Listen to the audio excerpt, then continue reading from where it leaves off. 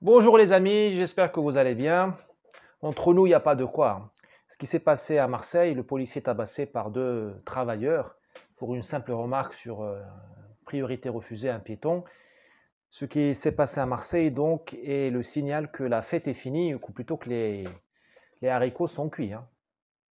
C'est terminé, les gars, hein. On est rentré dans une nouvelle période, c'est la période de la sauvagerie. La civilisation est morte, la République est morte. Je pèse mes mots. Quand vous avez deux gars qui se déchaînent sur un, sur un piéton pour une simple remarque, leur vie n'est pas en danger, ils ne sont pas en légitime défense, on n'est pas en guerre, c'est la normalité la plus totale. Quand vous risquez votre vie pour un rien dans un pays soi-disant réputé en paix, c'est que ce pays est fini, terminé. Tout le reste n'est qu'une comédie, n'est qu'une farce. Ne me parlez plus de nucléaire, ne me parlez plus de changement de climat, ne me parlez plus d'inflation, ne me parlez plus d'éoliennes, ne me parlez plus d'élections, ne me parlez plus de scandale de Marlène Schiappa. C'est du flan, c'est accessoire.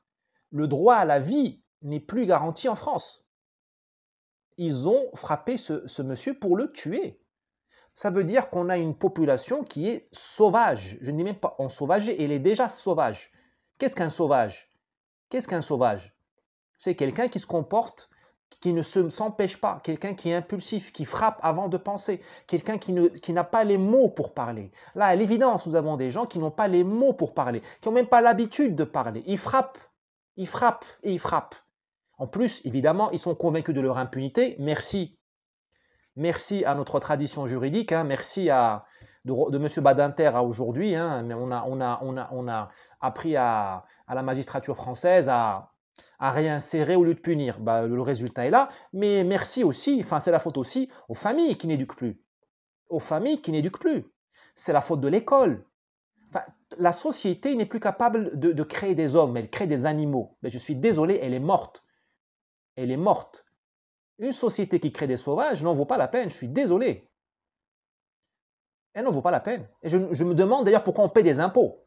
Parce que toute cette sauvagerie-là, toute cette décivilisation, toute cette régression à l'animalité, elle coûte cher. On n'est pas au fin fond de l'Afrique australe, au fin fond de la forêt vietnamienne, au fin fond de l'Amazonie. Là, on est dans un pays du G7 où l'État pèse plus de 56% du PIB, dans un pays du G7 où l'État te prend la moitié de ce que tu gagnes, où tu payes le péage cher, où tu payes 20% de TVA, où tu payes l'électricité. Enfin, les Français ne cessent de payer pour ça.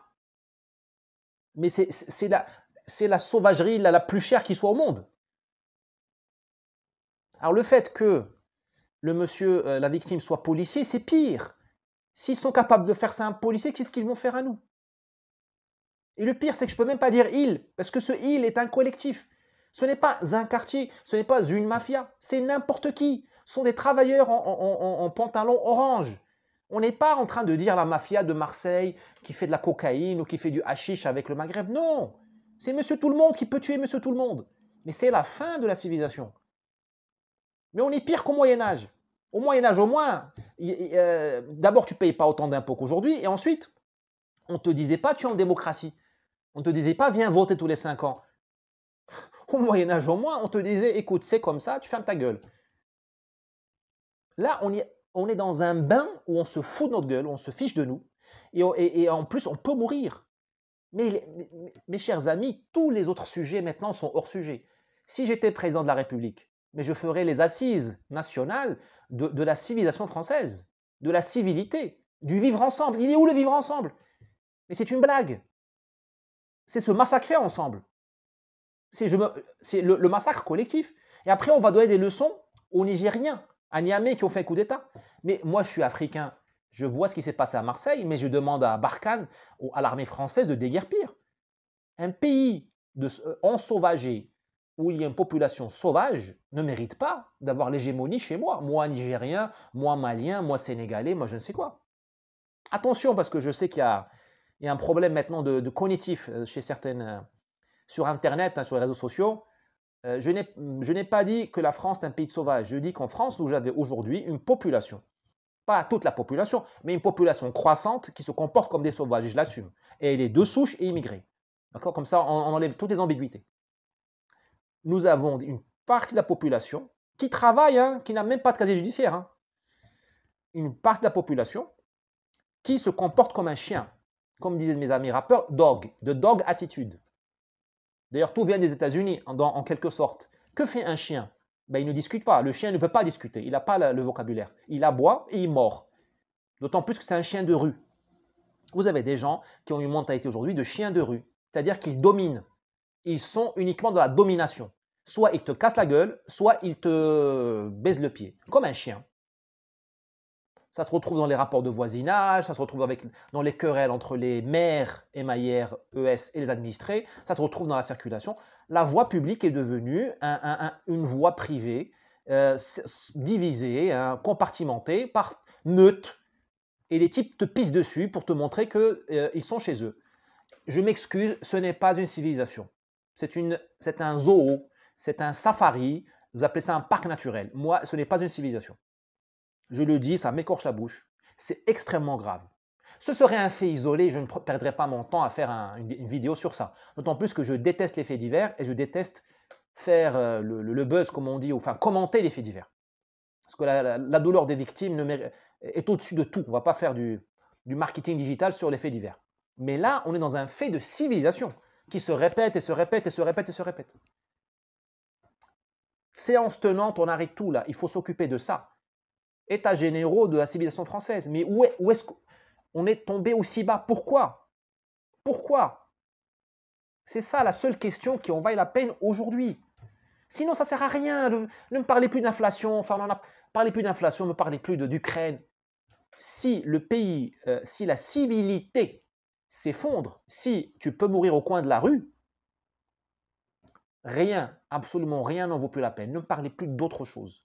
C'est ça la priorité. Évidemment, les médias de grand chemin, notre ancien gouvernement fera tout pour noyer le poisson.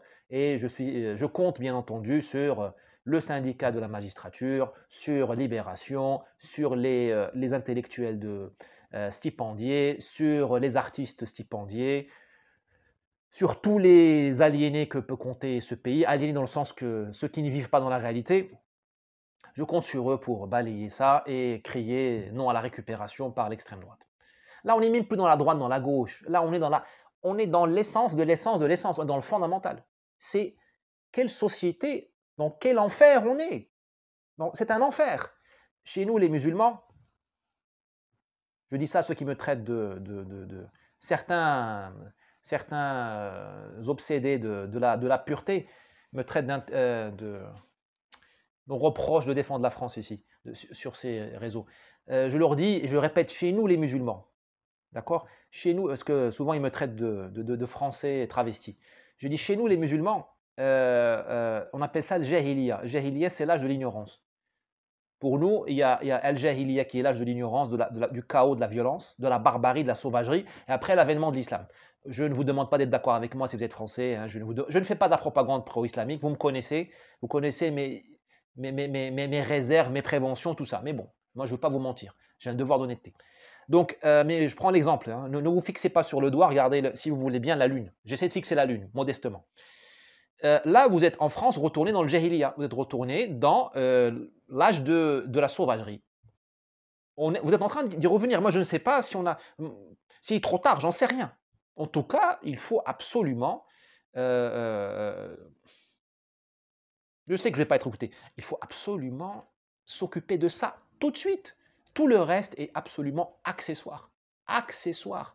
On se fiche des trottinettes électriques, on se fiche des pistes cyclables, on se fiche du prix du kilowattheure de l'électricité. Il faut régler ça. Parce que les animaux, parce qu'entre animaux, on ne fait pas l'Europe.